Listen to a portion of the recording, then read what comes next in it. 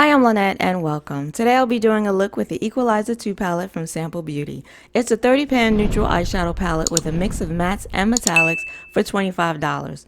This was my first time using the palette and I was very happy with the performance and the look I created.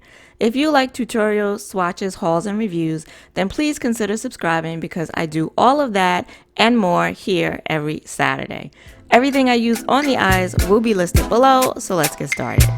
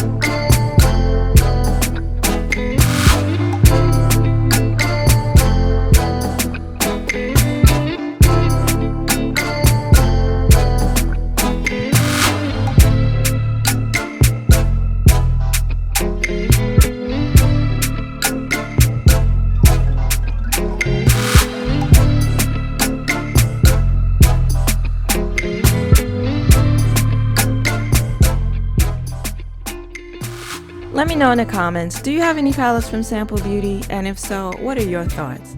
If you like this video, then please give it a like and consider subscribing. I want to thank you for joining me today, and I hope to see you again next week. Until then, bye-bye.